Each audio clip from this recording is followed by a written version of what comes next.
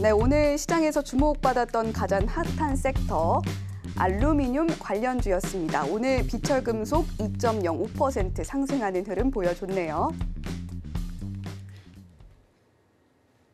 네, 오늘 시장에서 가장 주목받았던 섹터, 알루미늄 관련주로 선정을 해주셨어요. 왜 선정을 해주셨는지 너무너무 납득이 잘 가는데요. 그래도 선정한 이유 설명을 해주시죠. 오늘의 섹터니까 오늘 강한 종목을 선정해야겠죠? 네. 오늘 강했던 종목은 뭐 별거 없습니다. 금리 인상에 따라서 뭐 금융주가 좀 강했던 것 같고요. 그 다음에 계속 방산 이슈가 나오니까 방산주 조금 셌던 것 같고, 그 중에서 특히 이제 알루미늄 주가 좀 강했고요. 철강주 중에서도 중소형 철강주 좀 강했고, 그 다음에 뭐 건설주 중에서 중소건설사, 그다음에 건자재 몇 개 이렇게 가니까 오늘은 뭐 딱히 특징이 있다고 보기는 어려운 하루였어요. 그러니까 쏘쏘했다 이렇게 보는데, 최근에 이제 제가 그 산업 소재에 대한 말씀을 좀 많이 드려요.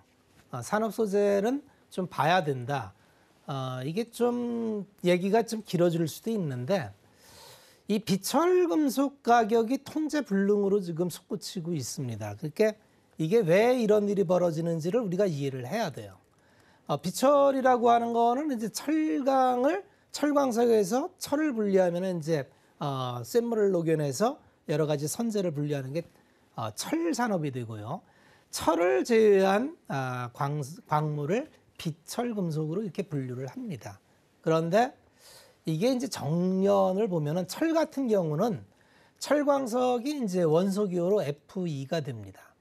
이게 철의 이제 원소 기호인데, 철 자체로 갖고 있는 광석은 없어요. 이게 대체적으로 이제 산화철이라 해서 산소를 이렇게 머금고 있어요. 그러면 이걸 분리를 해야겠죠. 이걸 정년 뭐 이렇게 하는데, 철은 그냥 그 고로에서 그 가마솥에서 불을 뗍니다. 그러면 이제 온도가 막 올라가면은 정년 온도에 따라서 이제 분리가 돼요. 그래서 순수 철을 뽑아내려면 붙어있는 산소를 떼내야 되는데, 이 산소를 떼내기 위해서 전통적으로 했던 게 탄소를 뗀 거예요. 그래서 그 고로라는 게 별거 아니라 철광석과 코크스, 그러니까 이제 이게 석탄을 갠 걸 코크스인데, 이걸 굴뚝에다가 같이 켜켜이 놓고 불을 떼면은 이게 탄소가 산소를 잡아가서 그러면 이게 이산화탄소가 발생이 되죠. 그래서 이게 탄소 중립 시대에 야 이거 줄여야 되는 거 아니야? 이래서 문제가 된 게 바로 이겁니다. 그래서 고로를 하지 말아라. 전기로를 해라. 근데 전기로라는 건 철광석을 녹이는 게 아니라 고철을 녹이는 거예요. 그래서 고철을 한 1.1톤 녹이면 새로운 철이 한 1톤 나옵니다. 그러니까 전기로로는 기존의 폐선이나 이렇게 고철이 나와야만 녹일 수 있으니까 품위가 높은 것도 한계가 있고, 그렇죠? 그래서 철광석을 녹일 수밖에 없어요. 그래서 이거를 그러면 꼭 탄소를 떼야 돼. 수소로 해봐. 그래서 수소를 떼면은 H2O로 분리가 되는데 이걸 수소환원 제철이라 합니다. 그런데 이거를 고로를 수소환원 제철소로 바꾸는데 비용이 엄청 든다는 거죠. 그래서 포스코 같은 경우는 이미 이걸 하고 있죠. 파이넥스 공법이라 해서 하고 있는데, 그게 용량이 그렇게 많이 할 수가 없어요. 그런 문제가 있는데, 비철은 철도 이렇게 어려운데 비철은 더 어렵습니다. 왜 그러냐면 광산 자체가 굉장히 편재성이 있어요. 그래서 사실은 원소 기호로 보면 알루미늄 같은 경우는 이제 AL인데, 이게 사실은 이것도 마찬가지로 굉장히 지구상에 광범위하게 퍼져 있고 많이 있는데, 문제는 이걸 재련하기가 어려워요. 이걸 뽑아내야 되잖아요. 광석 형태로 있으니까. 그럼 이것도 마찬가지로 전기로로 합니다. 전기로로. 자, 여기서부터 이제 우리는 이해를 해야 돼요. 왜 이런 일이 생기는지. 자, 전기로로 한다는 거는 전기를 발생해서 엄청나게 많은 전력을 동원해서 이걸 해야 되는데, 알루미늄 가격을 한번 보겠습니다. 최근에 알루미늄 가격이 어떻게 지금 진행이 되고 있는지 보면 이해가 좀 쉬우실 텐데, 2020년에 1,500불 하던 게 지금 3,600불 가요. 100% 올랐어요. 네. 100%. 알루미늄은 굉장히 쓰는 데가 다양하게 쓰여요. 이를테면 뭐 차량 경량화에도 쓰이고, 그 다음에 이제 고급 가전이나 이런 데에도 윤택나게 하는데 뭐 그게 니켈, 스테인레스 이런 것도 섞지만 알루미늄도 섞어 쓰죠. 그 다음에 우주 항공이나 이런 쪽에는 필수 소재입니다. 꼭 들어가요. 그런데 이게 이렇게 폭등을 해버리는데 이 원인이 뭐냐면 이게 광석이 부족해서가 아니라 이게 정련 시설을 없어요. 이게 유럽에 좀 있었는데 이게 알루미늄도 마찬가지로 폐 알루미늄을 녹여서 쓰는 게 좀 쉬워요. 그런데 폐 알루미늄은 마냥 나오는 게 아니죠. 이걸 리사이클링이라는데 앞으로 리사이클링 산업은 굉장히 유망 산업입니다. 어떠한 리사이클링이든지 이제는 자원 전쟁이기 때문에 리사이클링이라면 좀 주목해 보시면 좋고요. 팁으로. 두 번째는 알루미늄 가격이 이렇게 솟구친 이유는 이제 누구도 재련을 안 합니다. 왜냐하면 유럽에 있는 공장들은 전기값이 10배가 올랐어요. 전기값이 오른 이유는 간단하죠.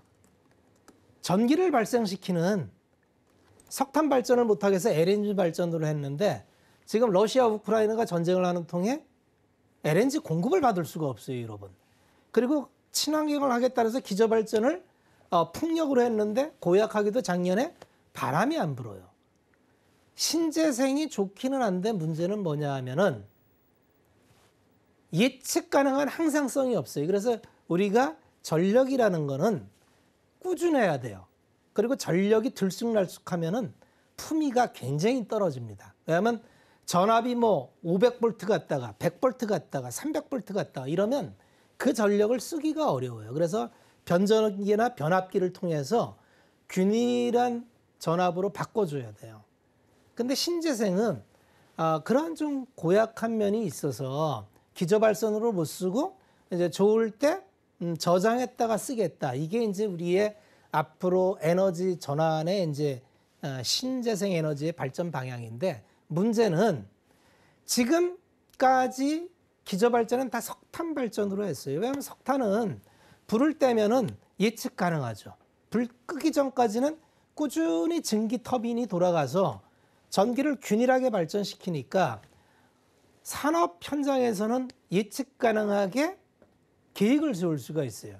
근데 지금은 기저발전이 무너졌다는 겁니다. 우리나라도 지금 기저발전이 안 돼서 한전이 적자폭이 마냥 늘어나고 있는 게 석탄 발전을 줄이고 LNG 발전을 해서 발전원별로 사오는 구조인데 원가는 올라갔는데 판가를 못 올리니까 정책적 판단에 의해서 그러니까 해결되지 않는 거죠. 우리도 사실은 전기료가 올라가야 되는데 통제하고 있기 때문에 안 올라간 거고 유럽은 그대로 전기료를 올리니까 알루미늄을 재련을 할 수가 없는 거예요.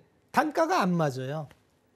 그러니까 이 구조가 되려면 발전이 일단 전기가 안정적으로 나와야 되는 거고 그게 올 한 해 내내 발목을 잡을 수도 있는 겁니다. 그러다 보니 이것뿐만 아니라 뭐 니켈값 최근에 난리 났죠. 선물 시장에서 거래 정지시키고 뭐 팔라디움 뭐 이렇게 안정되는 것도 있고 솟구치는 것도 있는데 알루미늄도 지금 그 재료 중에 하나다. 그렇게 보시면 되고 그래서 오늘 기업들을 보면은 그런데 이제 그러면 이 기업이 아까도 말씀드렸지만 이런 모멘텀이 있는 건 알겠어요. 그러면 투자할 만합니까? 라고 물어보신다면은 우리는 여기서 이제 한번 판단을 해봐야 돼요. 가장 이제 순수 알루미늄 회사로 오늘 남선 알루미늄은 아까 말씀드린 대로 바닥에서 이렇게 솟구치고 차트로 보면 아주 기가 막힌 모양을 줬는데 아까 말씀드린 대로 이거는 쌍용차 모멘텀이 있었다 이렇게 보시면 되고 재무 추이를 한번 볼게요. 남선 알루미늄이 3,800억입니다. 언제나 주가가 싼지 비싼지를 보려면 시가총액이 그 기업의 가격이라고 보시면 돼요. 그러니까 시장에서 남선 알루미늄은 3,800억에 거래되고 있구나 이렇게 보시면 되는데 그럼 3,800억이 되려면 이런 모멘텀 빼고 과거의 밸류로 보면은 보통 이렇게 철강이나 비철 쪽은 7배 수준밖에는 안 받습니다. 그러면 이게 3,800억이 정당화되려면 500억 이익이 나야 수익 가치로서 정상화되는데 남선알루미늄이 500억 벌어본 적은 없어요. 그리고 작년에는 수익이 좀 좋았나 봤더니 작년에도 영업이익이 다 마이너스예요. 자, 투자는 두 가지가 있다 그랬죠. 내가 예측 가능한 수익을 추정해서 합리적인 가격에 들어가는 걸 우리는 투자라고, 어떠한 사건에 의해서 이 모멘텀으로 주가가 튀었는데 이 모멘텀이 한 번 더 튀면 또 상가하는 거 아니야? 그런 게 모멘텀 배팅이라 그랬죠.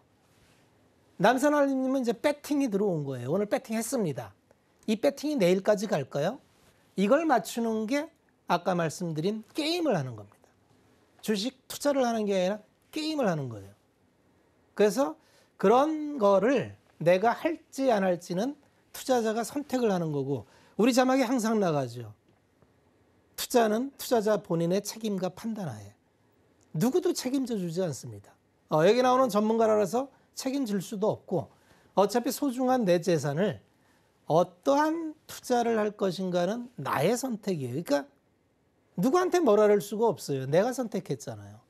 그런데 애지당초 출발점을, 습관을 내가 이렇게 한번 뒤집어서 가격을 한번 비교해보는 습관을 들이시면 나쁜 습관이 많이 줄어듭니다.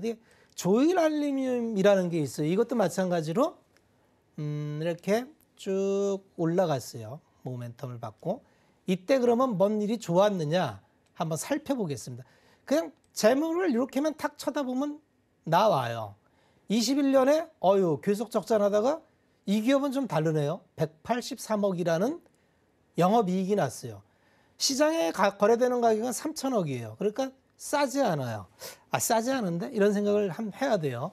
두 번째는 실적을 보니까 계속 좋아지고 있어요. 매출 늘어나고, 그러니까 여기는 판가 전가를 다 하고 있구나, 이렇게 보시면 돼요. 그런데 가격이 만만해 보이지는 않는구나, 이렇게 생각하시면 됩니다. 그런데 아까 말씀드린 대로 지금 전 세계가 원자재 쇼트고 지금 어디라도 구해야 되는데 이 모멘텀이 좀 더 이어질 것 같다면은 뭐 해볼 수는 있는데 편안한 자리는 아닐 겁니다. 편안한 자리는 어딜까요? 여기였겠죠. 그래서 주식은 내가 들어가서 편안한 구간이 있고, 뭔지 모르지만 여기 들어가서 전고점만 올라가도 이게 얼마야? 3,600원이면 50%는 넘는데 전고점 안 갈까? 라고 생각한다면 이것도 마찬가지로 적당히 배팅이 되는 겁니다. 왜냐하면 이 최근에 좋았던 거에 가격 반영이 좀 돼 있는 상태라고 봐야 돼요. 그래서 우크라이나 전쟁이 종결이 되고 기저발전이 돼서 전기가 정상화되고, 그러면 재련소가 다시 돌려서 공급이 다시 정상화된다면 이런 모멘텀은 사라지는 거겠죠. 우리는 그거를 예측 가능할까요? 그리고 내가 투자하면서 그 모든 불확실성을 추적 가능할까요? 거기서부터 투자와 배팅이 달라질 수 있습니다. 중요한 거는 내가 모르는 거는 안 하면 됩니다. 내가 모르는데 굳이 투자하라고 아무도 얘기하지 않아요. 아까 말씀드린 대로 내가 선택하는 거예요. 그래서 나는 이거 자신 있어. 내가 볼 땐 알루미늄 쇼티지는 계속 될 거고, 조일 알루미늄이 계속적으로 전가를 해서 갈 테니까 나는 할 수 있어. 그럼 하셔도 됩니다. 그러니까 여기 나와 있는 전문가는 이렇게 구별을 해주고 팩트를 제시할 뿐이지 사세요 파세요 할 수 있는 위치는 아니라는 것을 이해하시고 들어주셨으면 좋겠습니다.